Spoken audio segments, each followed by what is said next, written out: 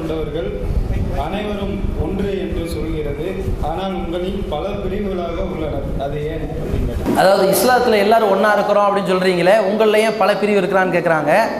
அதுதான் பகுத்தறிவு நம்ம மனுஷனுக்கு வழங்கப்பட்டதுக்கு அடையாளமே. ஒரு மனிதனுக்கு பகுத்தறிவு வழங்கப்பட்டிருக்கிறதுனால, அவன் சிந்திக்கக்கூடியவனாக இருக்கிறதுனால எல்லோரும் ஒரே கொள்கையின் பக்கம் இணைய முடியாது. எல்லோரும் ஒரே கொள்கையின் பக்கம் இணையணும்னு சொன்னால் அவன் சிந்தித்து சரியானதை தேர்வு செய்ய வேண்டிய கடமை அவன்கிட்ட இருக்கிறது. ஆனால் எல்லோரையும் ஒரே கொள்கையின் பக்கம் இணையிறதுக்கு நம்ம என்ன செய்ய முடியாது? கட்டாயப்படுத்தவும் முடியாது. சொல்லத்தான் நம்மளால் முடியும். இறைவன் நாடினால் அதை ஒரு கொள்கையில் உள்ளவர்களாக ஆக்க முடியும். எப்படின்னு கேட்டிங்கன்னா, இது நீங்கள் இஸ்லாத்தில் உள்ளவங்க பல பிரிவுங்கிறீங்கள, எல்லா மதத்திலும் நிறைய பிரிவுகளில் இருக்கிறாங்க. அது பிரச்சனை என்னன்னா, எல்லாரும் சிந்திக்கிறாங்க, அவங்களுடைய சிந்தனைக்கு ஏற்றவாறு செயல்படுறாங்க. இஸ்லாம் இருக்கட்டும், ஒரு திமுக பிரமுகர் இருக்கிறாரு, அவங்க குடும்பத்தில் நீங்கள் போய் பார்த்தீங்கன்னா 2 பேர் அதிமுக இருப்பாங்க, 2 பேர் கம்யூனிஸ்ட் சிந்தனையில் இருப்பாங்க. இப்போ அவங்க என்ன சொல்கிறது? சரி, ஒரு வீட்டில் 4 பிள்ளைங்க இருக்கிறாங்க, இதெல்லாம் விடுங்க, சாப்பிட்றதுல ஒருத்தனுக்கு மாமிசம் பிடிக்கும், இன்னொருத்தனுக்கு பிடிக்கவே பிடிக்காது, இன்னொருத்தருக்கு 2 பிடிக்கும். இப்போ என்ன செய்யறது? இந்த பகுத்தறிவு சிந்தனை வழங்கப்பட்டிருக்கிறது. மனிதனை நீ சிந்திப்பதற்கு சுதந்திரமாக படைக்கப்பட்டிருக்கிறான். அதன் மூலமாக நீ நிதானமாக சிந்தித்து சரியானதை பின்பற்று என்று சொல்லப்பட்டிருக்கிறது. சரியானது இது என்று ஒரு அறிவுபூர்வமாக ஆதாரபூர்வமாக சொல்வது மட்டும்தான் இன்னொரு மக்களுக்கு கடமையே தவிர அதன் பக்கம் கட்டாயப்படுத்துறது எங்கள் கடமை கிடையாது. அப்போ நம்ம இஸ்லாமியர்களாக ஒன்று நம்ம எதுக்கு சொல்கிறோம்னா, ஒரு மார்க்கத்தால் ஒன்று என்று சொல்லலாமே தவிர அவர்களுடைய விளங்கிய தன்மையில் வேறுபட்டிருக்கலாம். நாளைக்கு சரியானதன் பக்கம் அவங்க வரலாம். சரிங்களா? அதே மாதிரி இப்போ மனித குலமெல்லாம் ஒன்று தான். மனித குலம் அத்தனை பேர் ஒன்று தானே. நம்ம மூக்கில் சுவாசிக்கிறோம், வாயில் தான் சாப்பிட்றோம், நல்லா புத்தியில் சிந்திச்சுக்கிட்டு இருக்கிறோம். அதில் எல்லாம் நம்ம மனித குலம் ஒன்று தான். கொள்கை வேறு. ஏன்? சிந்திப்பதற்கு சுதந்திரம் வழங்கப்பட்டதால் வேறு. அதில் எல்லோரும் சரியானதை தேர்வு செய்யும் பொழுது ஒரு கொள்கையில் ஒருங்கிணைப்பு பண்ண முடியும். இந்த கொள்கையில் அனைவரையும் ஒருங்கிணைப்பு செய்யக்கூடிய வேலை நம்மளால் செய்ய முடியாது, இறைவனால் தான் அது செய்ய முடியும். நம்மளால் செய்ய முடிஞ்சது என்ன?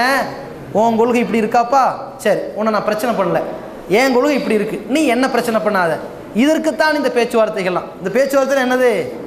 இப்போ உதாரணத்திற்கு ஒரு சகோதரர் மாமிசத்தை விரும்பி சாப்பிடக்கூடியவர், ஒரு முஸ்லீம் சகோதரன் வச்சுக்கோமே, இன்னொரு சகோதரர் பிராமணர், 2 பேர் நண்பர்கள். இந்த 2 பேர் நண்பர்கள் ஒற்றுமையாக இருக்கிறாங்க. எப்படி ஒற்றுமையாக இருக்கணும் தெரியுமா? நான் தரக்கூடிய கறியை நீ சாப்பிடு, நீ தரக்கூடிய காய்கறியை நான் சாப்பிட்றேன், இப்படி ஒற்றுமையாக இருக்கக்கூடாது. அதுக்கு பேர் ஒற்றுமை இல்லை, அது திணிக்கிறது, அது தப்பு.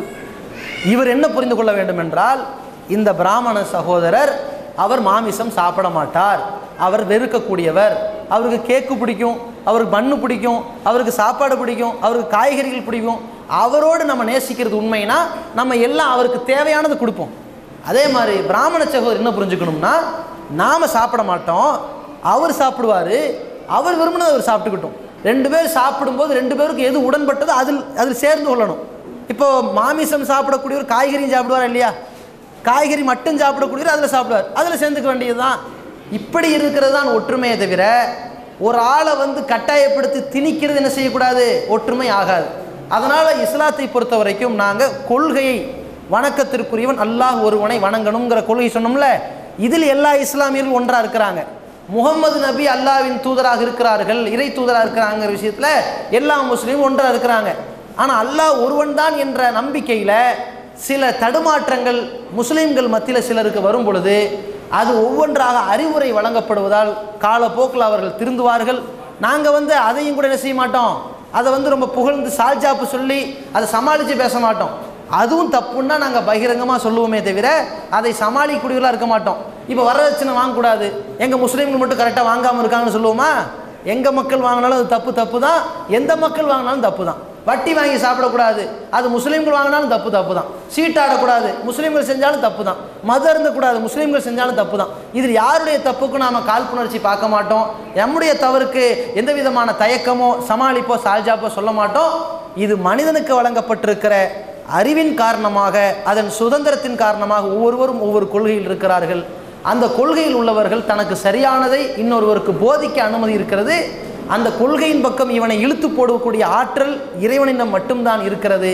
இறைவன் நாடினால் இந்த அற்புதங்கள், இந்த அறிவுரைகள் பயனளிக்கட்டும் என்று சொல்லிக்கொண்டு என்னுடைய இந்த உரையை நிறைவு செய்கின்றேன். அஸ்ஸலாம்.